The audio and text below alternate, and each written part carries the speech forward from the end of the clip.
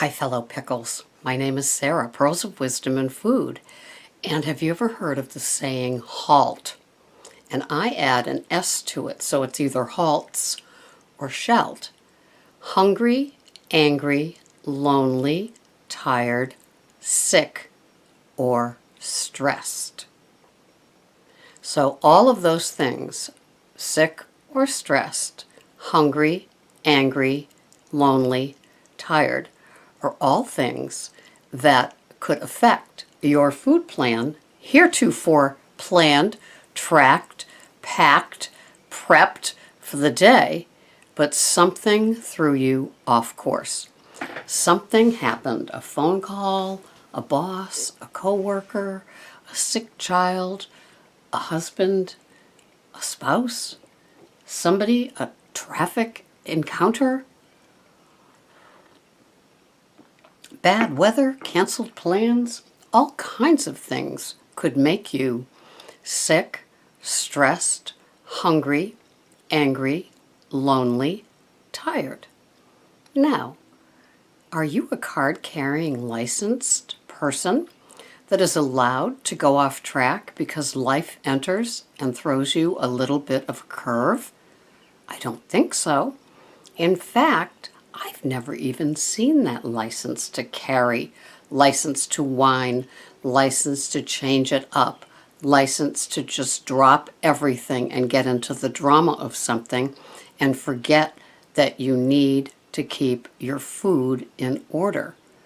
If you're like I am, and a lot of people I know, if your food is whacked, so is your brain. So are you. It's so difficult sometimes. I know that. I have a little emergency pods of food and go-tos should anything like that ever happen. It's not anything that we count on, but it's something that we plan for. In the event of being sick or stressed or hungry or angry or lonely or tired, we don't let something like that rock our food boat. It may have to be altered.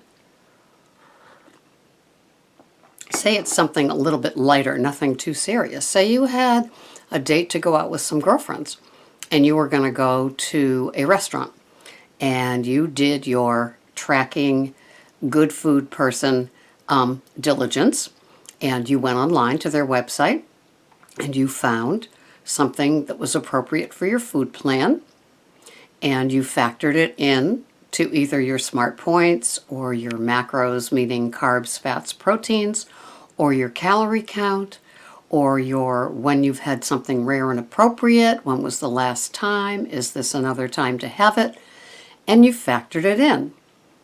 And then they canceled because maybe one of them was sick. And so, oops, so that whole restaurant event, that whole deal of you going out and enjoying this meal, that you did the right thing, you tracked, you planned, you ate around it, right? If you were going to have a potato at this meal, you weren't necessarily going to have potato salad at lunch or a bag of chips or something like that, right? And you got thrown off. Well, that's what happens. So what's your plan B? Is your plan B to go home and have a salad with some meats or an egg in it with a couple of tablespoons of good dressing, lots of good oils like olive oil in it, lots of good meat or an egg or something like that, something that will carry you through, that's easy to put together, something that it will be equally satisfying even if you are temporarily disappointed by the cancellation. Or if you're stressed. We all know how the stress diets go.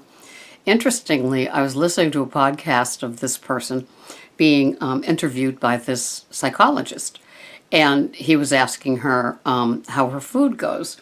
And she said, well, breakfast I never have a problem with. I always eat the same thing. It keeps it simple. And lunch, well, I'm always good at lunch. Lunch isn't my problem. She said, come mid-afternoon, though, I want to eat anything and everything that's sugar. And that continues through the night. So he said to her, Well, what do you do about it? And she says in her little young woman British accent, well, I eat it. I eat the sugar. Apparently, she thinks these are her coping skills.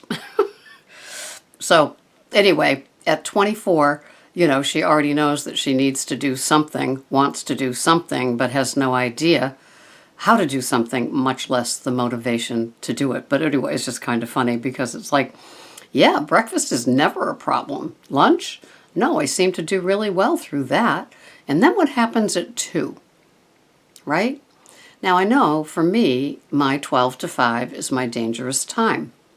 I don't have that nighttime eating issue because I conquered it somehow many years ago. Don't ask me how. Could it come back with one bite? Yes, it could. And I don't want it to. So at the last bite of my dinner, I immediately floss my teeth, brush my teeth, do my special mouthwash for my gums, and I am done for the day. There is no going back. And so it's just not an option. So I guess I just don't let that nighttime eating thing creep in. But I do work with an awful lot of people who have that nighttime eating thing. And I listen to an awful lot of podcasts where people are plagued by the nighttime eating thing.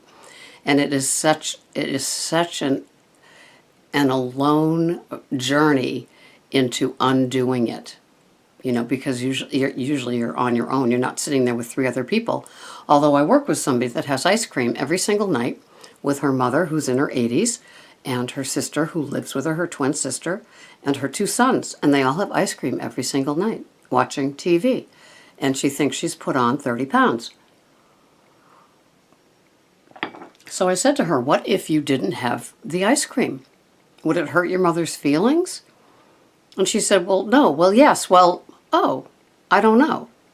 And so I said, just trying to give her some inkling to the aha moment. But this isn't about nighttime eating, is it? This is about stressed or sick, hungry, angry, lonely, tired. 6 horsemen that can come galloping in all over you and your program if you're not careful. Self-care.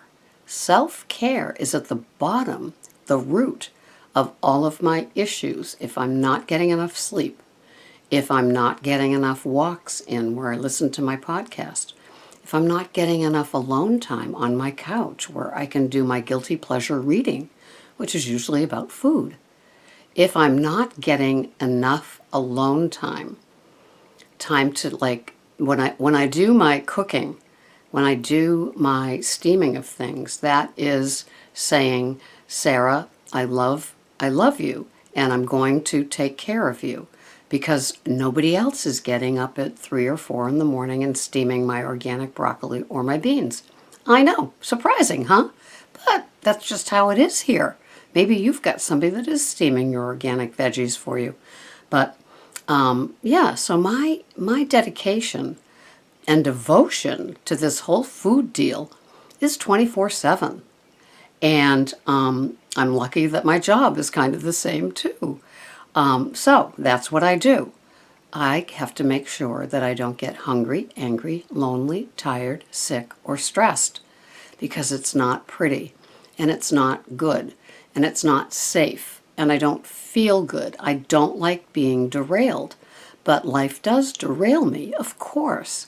But I need to be doing everything that I possibly can for myself to make sure that if indeed that happens, I've got a deposit or 2 in the bank of my serenity, of my solitude, of my sleep, some S's, huh? Nice S's. And I can be safe, another S, because if you're rocked by just life on life's terms, you could have a whole difficult time with trying to lose weight because that boat is going to just toss you right out. And if you don't have on a life preserver. So practice your self-care. Don't let yourself get to those places of hungry, angry, lonely, tired, stressed, or sick. Always have some sort of emergency thing you can go to. A tablespoon of nut butter, a cheese stick, Any one of those little snacky cheese things, a hard-boiled egg, maybe even some sort of protein bar that isn't loaded with chemicals or artificial sweeteners. Something that could just, save you in the event of going off the rails. I know that I could have one scrambled egg with a half of a tablespoon of cheese melted on it, and it will take 15, 20 minutes, but that whole body experience of like, oh, I'm in that danger zone of needing to eat, can go away. It can be just a little item, and it can really do something for you. Not another cup of coffee with yellow packets or blue packets or pink packets in it with fake cream in it. That's not going to be the thing. You need to have good, nutritiously dense food. So in case of emergency, know what your go-tos are should you get into that zone. Sometimes it's self-sabotage, and sometimes we have no control over what life gives us. But if you take care of yourself, you will have that buffer that will protect you at least a little bit. This has been Sarah, Pearls of Wisdom and Food. Thanks for watching.